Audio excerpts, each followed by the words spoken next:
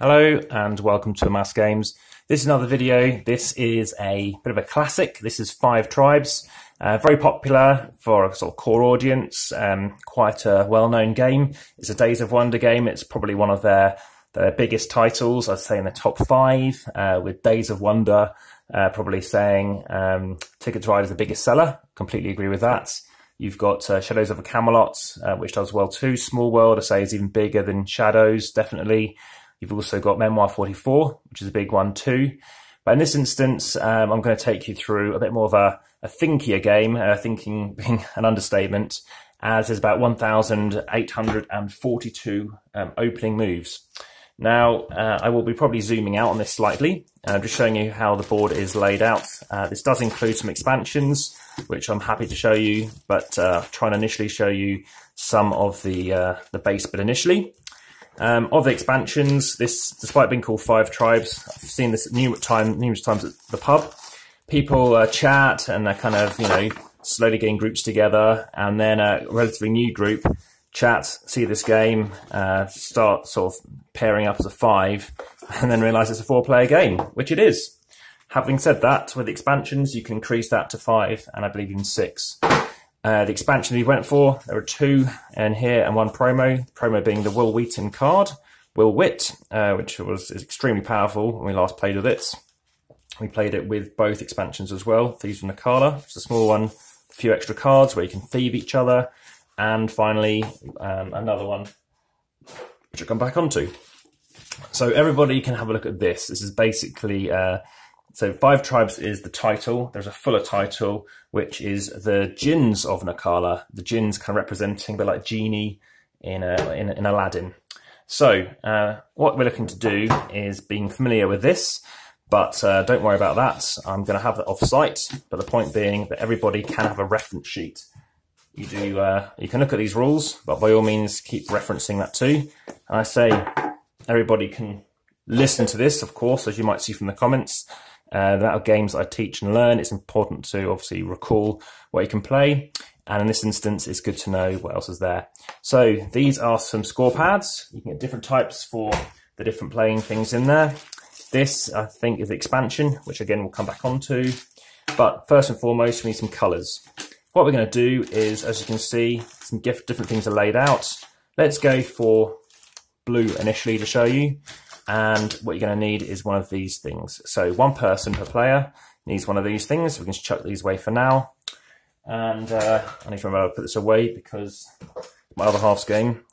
Now, in here, you've got a number of things. Individually bagged, so it's easy to know. You start off with 50 money. The money you have always is basically victory points. It kind of converts to. Always have it face down. The reason for that is you're going to be bidding and you don't want somebody to know that you've run out of cash. When I do lose this game, it's probably because I'm slightly overbidding, but that's because you never know what someone's going to do next.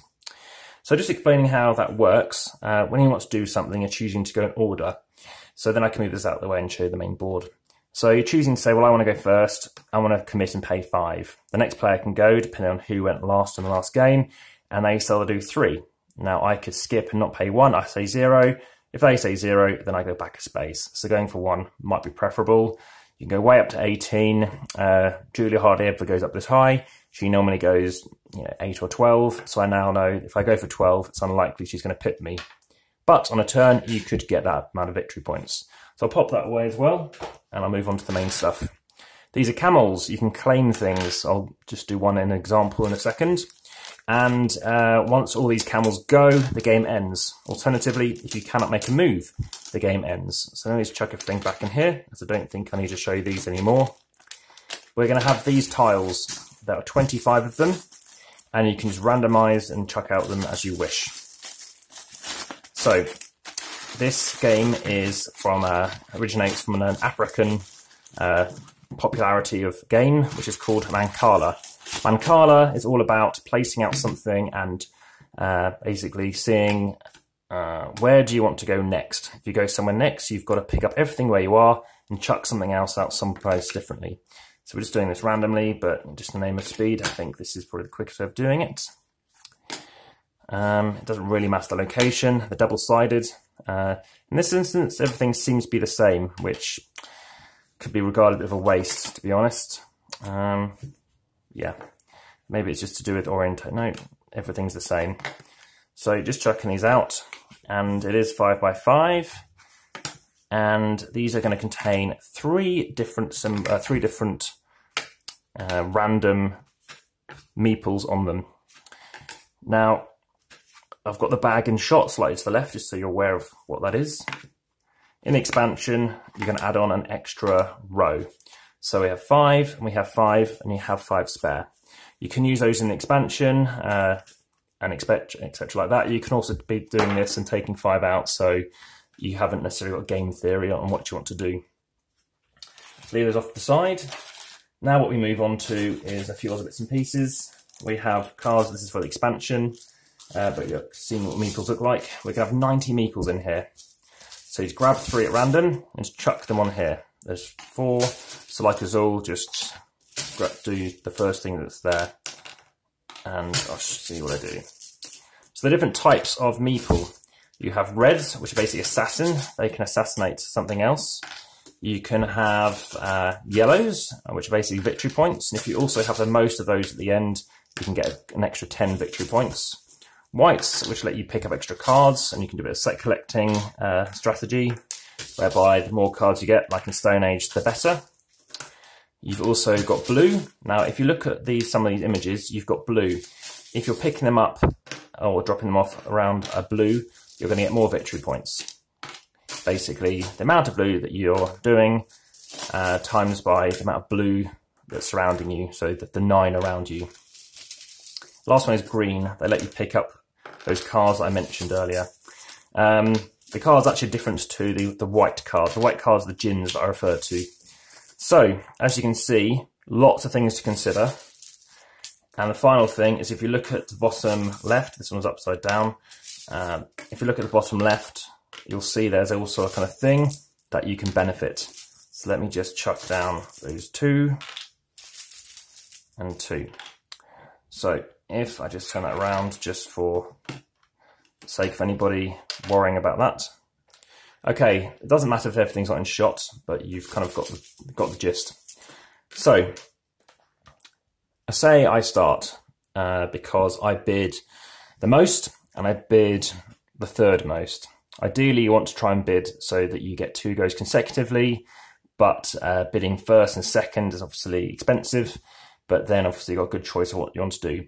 So I could do something like this. Now, when you're doing it, a bit like Sudoku, you kind of need to be making a note of where you're going.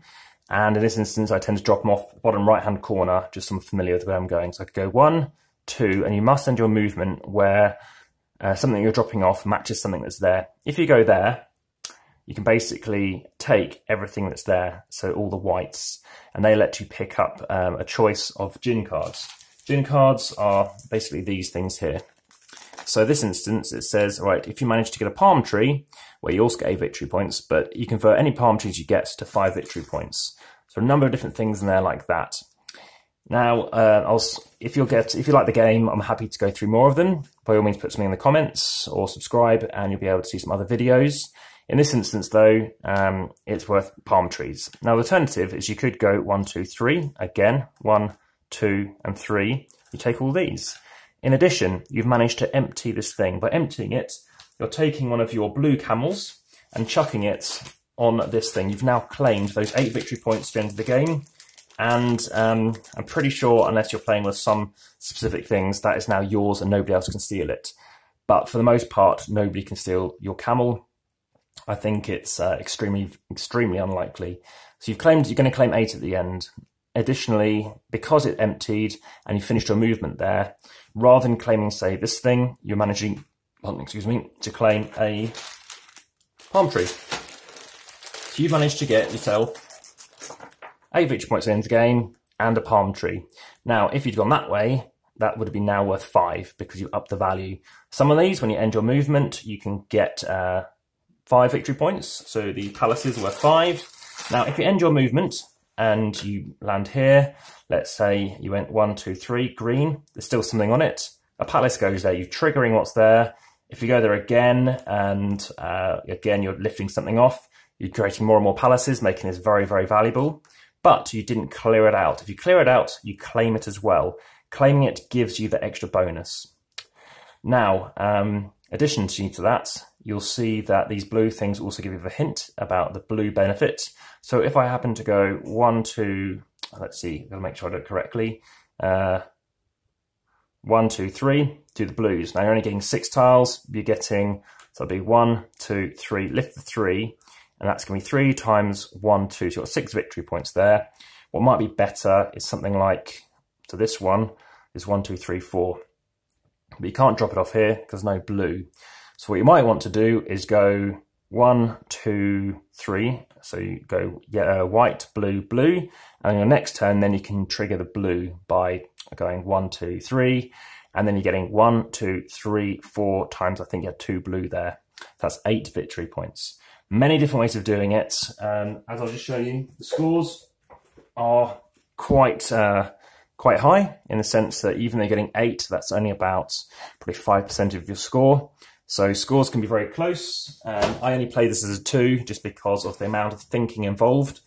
One thing I haven't shown you is these other cards, which are basically these cards down here. So if you end your movement there, you get 3 money, and you can pick one of the first 3 cards. So you shuffle these up, and you can pick basically the first 3 in a line. The line contains approximately 8 to 9 cards. It also tells you how rare they are. So there's not many of these. There are more of these. And if you get, I think, all 10 of them, you get 60 victory points. But fewer than that, you've got, a few less, but it kind of gets better exponentially. In this instance, you get 6, and you can pick 2 from the first 6 cards. So that's an overview of 5 tribes. I'm going to leave doing a video on the weighing. That's going to come later because I'm going to leave it set up and show you some of the expansion cards as well. Whilst you're here, I'll quickly go through some of those actually Djinn cards, just because I felt like it'd be a bit unfair to not do that. But you've got a good understanding of what's going on. So, Djinn cards in this video. So, other ones over here can let you get extra cards, can let you, if you kill somebody, I'll come back on to what reds do, you can get bonuses. So sometimes you get high points, sometimes it's low thing. It lets you move. Some of these are really cool. I haven't used them myself, such as moving a palace around. Like I said, you get 2 victory points at the end for one of those, but more if you've got the most. And yeah, it lets you do certain things. So lots of different variety here. Sometimes you can convert your coins at the end. Going for Djinns is a good strategy. I lost not going for Djinns in the last one. So yeah, the last thing was red. So if you end your movement with red, so you go say white, red, red, you pick up 3, and now lets you assassinate up to 3 away. So 1, 2, 3. So imagine there's only a single thing left. You've assassinated it. You can then claim it because you've emptied it. So that's a big benefit. You've just gained yourself loads of victory points. So going for red is good. I did say the game ends one of 2 ways. So when you get out all your 10 camels, or when you end up not being able to do any valid move. So one of the 2 things will happen. It can vary as to what happens first. It generally comes within a turn or a round of each other that such a thing is going to be the case. If you then finish the round and you started first, you get first pick in the next round as well. That's pretty much it. We've seen everything else. This is, yes, this is brown. This is for the 5th player. So with the expansion, you get that too. I'll save that for another video. So thank you very much and enjoy 5 tribes.